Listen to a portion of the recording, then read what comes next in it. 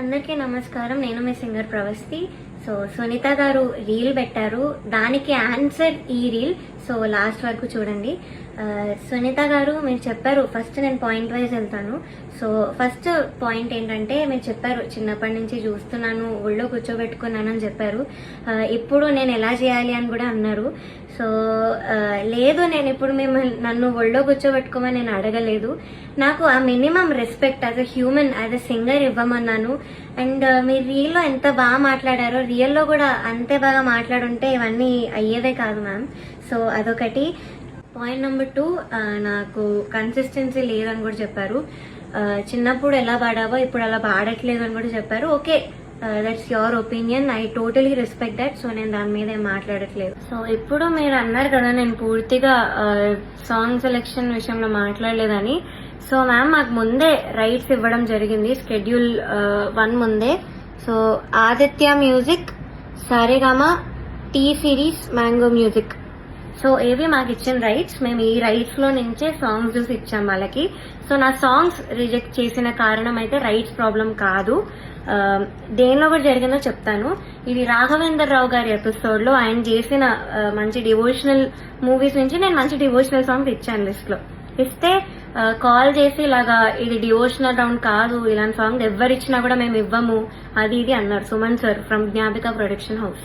So call చేసి చెప్పారు. ఇంకా I had no choice, but వేరే ఇంకా సాంగ్స్ దొరికిన సాంగ్స్ అన్ని పంపించాను లిస్ట్ లో. బట్ చూస్తే ఒక అమ్మాయి మాత్రం అదే డివోషనల్ సాంగ్ పాడింది. అండ్ తను కూడా ఎన్ని పిచ్చింగ్ ఇష్యూస్ చేసినా మళ్ళీ అదే మంచి కామెంట్స్ ఇచ్చారు, దట్స్ ఫైన్. అండ్ షార్ప్ పాడుతుంటే మీరేమో సైగలు చేశారు. Instead of pointing that out in the judgment, మీరు అది చేయలేదు. మరి ఇదేంత ఫేవరెటిజం కనిపిస్తుంది, అందరికీ కనిపిస్తుంది ఈ పాయింట్ లో. అండ్ మీరు ఇది ఆన్సర్ చేయండి, ఎందుకు సైగలు చేశారు జడ్జ్మెంట్ లో చెప్పకుండా, ఇది ఒక్కటి ఆన్సర్ చేయండి మ్యామ్. అండ్ జడ్జ్మెంట్ గురించి మాట్లాడుతున్నాం కాబట్టి, ఈ యొక్క ఎపిసోడ్ లో Ilaiyaraaja sir, SPB sir episode లో మీరు ఒక పాటకి లేకుండానే ముందే జడ్జ్మెంట్ ఇచ్చి వెళ్లారు. కన్యాకుమారి అనే పాటకి మీరు ఆ రోజు ఏదో ఎక్కడికో వెళ్ళాలి అని ఆ పాట వినక ముందే మీరు కామెంట్స్ ఇచ్చేసి వెళ్ళిపోయారు. అది ఎలాంటి కామెంట్ అయినా, ఒరిజినల్ సాంగ్ గురించి అయినా ఏదైనా కూడా జడ్జ్మెంటే. సో మీరు ఇలా చెప్పేసి వెళ్ళిపోయారు సాంగ్ వినకుండానే. సో అదొకటి. అండ్ మీరు రీల్లో నేను పేర్లు మెన్షన్ చేశాను చెప్పారు. ఎస్, నేను గాయత్రి అక్క ఇంకా శ్రీధృతి పేరు మెన్షన్ చేశాను. కానీ మీరు ఇంకేదో ప్రణతి ఇంకా శ్రీలలిత అని చెప్పారు మీ రీల్లో. నేను ఈ 2 నేమ్స్ ఎక్కడా కూడా వాడలేదు, వీడియోలో కానీ ఇంటర్వ్యూస్ లో కానీ ఎక్కడా ఎత్తలేదు. సో మీరు ఎక్కడి నుంచి విన్నారో, ఎవరి నుంచి విన్నారో తెలియదు మ్యామ్. నా వీడియో ఒక్కసారి చూడండి, నేను దానిలో చెప్పలేదు, ఈ పేర్లు అయితే అస్సలు ఎత్తలేదు. అండ్ శ్రీలలిత గురించి కూడా నేను ఎప్పుడు మాట్లాడాను, బికాస్ చాలా నాలెడ్జ్ ఉన్న అమ్మాయి, షీఈ్ అన్ అమేజింగ్ సింగర్. నేను తన గురించి అసలు మాట్లాడను. సో నా క్వశ్చన్స్, నా యాక్చువల్ క్వశ్చన్ కి మీ ఆన్సర్ రాలేదు, విచ్ ఇస్ లిరిక్స్ మర్చిపోయిన వాళ్ళు ఎందుకు టాప్ లో ఉన్నారు. I also give you the songs. చమ్కీ లాంగీలేసి పల్లవి స్టార్టింగ్ అయితే మర్చిపోయింది, అది మీరు కామెంట్స్ లో చెప్పలేదు.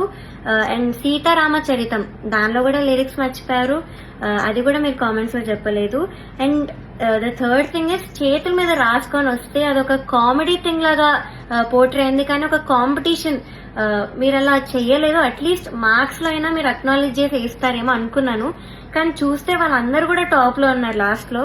ఇక్కడ చాలా డిస్క్రిమినేషన్ కనిపించింది మ్యామ్, వెరీ హర్టింగ్. బికాజ్ మేము ఆ పాటలకి అంత లిరిక్స్ ఉన్న పాటలు, ఎస్పెషలీ మన భారతంలో నేను పాడాను, అండ్ అదర్ సాంగ్స్ కూడా డైలాగ్స్ కూడా ఉన్నాయి. మన భారతం అనే పాటలో చాలా చాలా లిరిక్స్ ఉండే, కానీ మేము అక్కడ లిరిక్స్ కరెక్ట్ పాడేవాళ్ళు కూడా మర్చిపోకుండా. మేమందరం అంత హార్డ్ వర్క్ చేసుకునే, అందరు సింగర్స్ కి తెలుసు ఎంత కష్టమో లిరిక్స్ గుర్తుపెట్టుకోవడం తక్కువ డ్యూరేషన్ లో. సో మేమంతా హార్డ్ వర్క్ చేసి ఆ స్టేజ్ మీద లైట్స్ కి టెన్షన్ లో మర్చిపోకుండా పాడడానికి అంతా ట్రై చేసి పాడాక కూడా మీరు మర్చిపోయిన వాళ్ళకి, చేతి మీద రాసుకొని వచ్చిన వాళ్ళని అంత అప్రిషియేట్ చేస్తే మాకు డెఫినెట్లీ హర్టింగ్ ఉంటుంది ma'am. It's very very discriminating. So ఇంకొకటి, మీరు మ్యాంగో మ్యూజిక్ వాటి గురించి మాట్లాడారు కదా మ్యామ్. ఫస్ట్ థింగ్ వచ్చేసి, నాకు మా గురువు గారు నిహాల్ కొండూరి గారు, ఆయన కంపోజిషన్ లో, అది మీరు పాడిన ఆయన కంపోజిషనే. సో అయినా ఇలాగా ఎవరెవరు అవైలబుల్ ఉన్నారు కోరస్ పాడడానికి అంటే ఐఎమ్ ఇంట్రెస్టెడ్ సార్ అని నేను చెప్పాను. సో నాకు ఆపర్చునిటీ అలా వచ్చింది. సో ఇంకొకటి ఏంటంటే మీరు అన్నారు నిన్ను మీ మదర్ని సేఫ్గా పంపిమని నేనే చెప్పాను అని. మ్యామ్ ఫస్ట్ థింగ్ మా మదర్ రాలేదు ఆ రోజు, మా మదర్ని అలో కూడా చేయలేదు, నేను ఒక్కదాన్ని వచ్చాను. నాతో పాటు మీ అసిస్టెంట్ అక్క వచ్చారు, బికాజ్ అక్క ఇక్కడే ఉంటారంట ఇంటి పక్కన, అందుకే వచ్చారు. So my mother was not there ఆ రోజు, వేరే వాళ్ళ ఒక మదర్ వచ్చారు. సో నన్ను పికప్ చేసుకున్నప్పుడే మా మదర్ కిందకు వచ్చి అక్కతో అయితే చెప్పారు, నైట్ ప్లీజ్ డ్రాప్ చేసి వెళ్ళండి, ఇది మాత్రం నేను రిక్వెస్ట్ చేస్తున్నాను మిమ్మల్ని అని అడిగితే ఓకే అన్నారు అక్క. సో అలా మా మదర్ ముందే అడిగారు డ్రాప్ చేయమని. ఆ రోజు చాలా లేట్ అయింది, స్టార్ట్ అవ్వడమే చాలా లేట్ అయింది, నాకు చాలా ఫీవరిష్ కూడా ఉండే, ఫీవర్ ఉండే చాలా ఆ రోజు. సో వెళ్ళేటప్పుడు అక్క మాత్రం నన్ను డ్రాప్ చేసి వెళ్ళారు అని చెప్పారు కూడా, మా ఇల్లు మీ ఇంటి పక్కనే, సో అందుకే నాకు కుదిరిందని కూడా చెప్పారు. సో నాకు ఆపర్చునిటీ అయితే అలా వచ్చింది మ్యామ్, త్రూ మై గురువు గారు నిహాల్ కొండూరి సార్. ఇది కూడా అన్నారు, నువ్వు ఇదెందుకు చెప్పలేదు, నేను నీతో వచ్చి మాట్లాడాను క్లాసికల్ రౌండ్ లో అని చెప్పారు. సో ఓకే నేను ఇది మాట్లాడాలి, దీని గురించి చెప్పాలి. సో ఏమైందంటే నేను పాడలేను పల్లవైన అనే పాట పాడాను క్లాసికల్ రౌండ్ లో. యాజ్ మ్యామ్ చెప్పినట్టు క్లిక్ ఒకటి వెళ్ళింది, మృదంగం ఒకటి వెళ్ళింది. So I had to follow click follow అయి నేను పాడాను, ఐ డెంట్ మిస్ ఎనీ స్వరం. కానీ మిస్ అవ్వకపోయినా కామెంట్స్ లో ముగ్గురులో ఒక జడ్జ్ నుంచి నాకు అక్కడ స్వరం పోయింది కదా, తప్పులు అవుతూ ఉంటాయిలే అన్న కామెంట్ వచ్చింది. సో అది మార్క్స్ మీద ఎఫెక్ట్ అవుతాయేమో అని నేను అప్సెట్ అయ్యాను. ఆఫ్ కోర్స్ అప్సెట్ అయ్యాను, కాంపిటీషన్ ఉన్నప్పుడు నా ప్లేస్ లో ఎవరైనా అప్సెట్ అవుతారు అని మేబీ మీరు చెప్పినట్టు బీయింగ్ 19 year old నా ఏజ్ కూడా ఇష్యూ ఏమో, బట్ నేను అప్సెట్ అయ్యాను. అండ్ అప్సెట్ అయ్యాక ఏమైందంటే నేను ఆర్కెస్ట్రా వాళ్ళ దగ్గరికి వెళ్ళాను, ప్రొడక్షన్ వాళ్ళ దగ్గరికి వెళ్ళాను, మెంటర్స్ దగ్గరికి వెళ్ళాను. సార్ ప్లీజ్ మీరు ఈ జడ్జెస్ కి పాస్ చేయండి, నా తప్పు లేదు అక్కడ, కానీ కామెంట్స్ అలా వచ్చేసా నాకు కొంచెం భయం వేస్తుంది మార్క్స్ లో పడుతుందేమో అని. సో ఇది నేను అన్నిసార్లు వెనకాల పెడితే వాళ్ళు వచ్చి మీకు చెప్పారు, అది మీరు విన్నారు, నేను చూసా వాళ్ళు చెప్పేటప్పుడు మీరు విన్నారు, దెన్ మీరు రియలైజ్ అయ్యి వచ్చి నాతో మాట్లాడారు, అది నేను చూసాను మ్యామ్. సో అంతేగాని మీరు వచ్చి మీరు రియలైజ్ అయ్యి నేను అప్సెట్ కనిపిస్తున్నాను అయితే మీరు మాట్లాడలేదు. అప్పుడు కూడా మీరు ఎలా మాట్లాడారంటే ఊరికే అప్సెట్ అయిపోతున్నారన్న వేలో మీరు మాట్లాడారు, ఐ స్టిల్ రిమెంబర్. అండ్ మీరు ఇంకో మాట అన్నారు మ్యామ్, అన్నిటికంటే హర్ట్ఫుల్ ఉన్న మాట అది నాకు, రోడ్ మీదకి వచ్చి ఇంటర్వ్యూలు ఇస్తున్నాం అది ఇస్తున్నాం అని మీరు అన్నారు.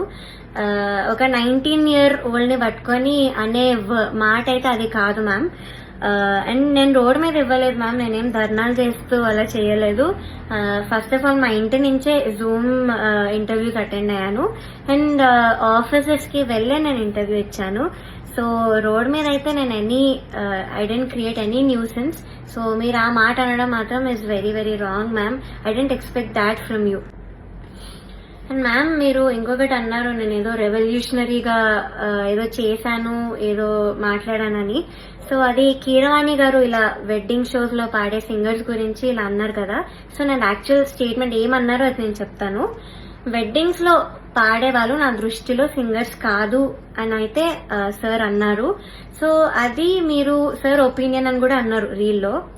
సో అది నాకైతే ఒక ఇన్సల్ట్ లా అనిపించింది మ్యామ్, బికాస్ ఫర్ ఎగ్జాంపుల్ అంటే ఒపీనియన్ కి ఇన్సల్ట్ కి చాలా డిఫరెన్స్ ఉంది. సో నేను దానికి ఎగ్జాంపుల్ కూడా ఇస్తాను. ఇప్పుడు నువ్వు చేసే పని నాకు నచ్చదు అంటే అది ఒపీనియన్.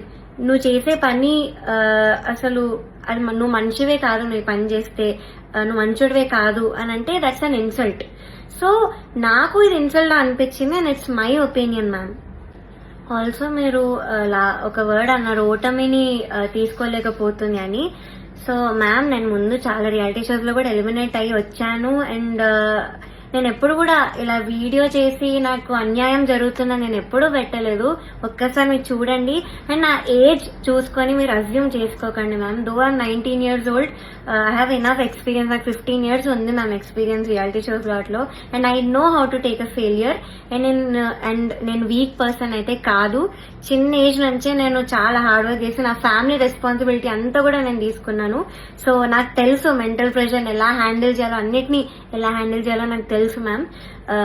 సో నేను చాలా స్ట్రాంగ్ గానే నించున్నాను ఇప్పుడు. అండ్ నా వెనకాల ఎలాంటి పవర్ఫుల్ పర్సన్ లేరు, మాకు అంత ఇన్ఫ్లుయెన్స్ లేదు, మాకు మనీ లేదు, బతుకుతున్నాను. సో అలాంటి దానిలో ఇంజస్టిస్ జరిగినప్పుడు ఎవరికైనా ఉంటుంది మ్యామ్, ఇలా అప్సెట్ అవడం అనేది పక్కా ఉంటుంది. సో నేను మళ్ళీ once again I'm saying ma'am, you are a legendary singer. I was always a fan, I'm still a fan. మీరంటే నాకు చాలా చాలా అభిమానం as a singer. So judgement ఒక్కటి నేను ప్రూఫ్స్ తో మీకు పెట్టాను. So please answer my questions. Once again no personal hate, I'm still a fan of you. So ఇదొక్కటి నేను చెప్పాలనుకున్నాను ma'am. Thank you so much.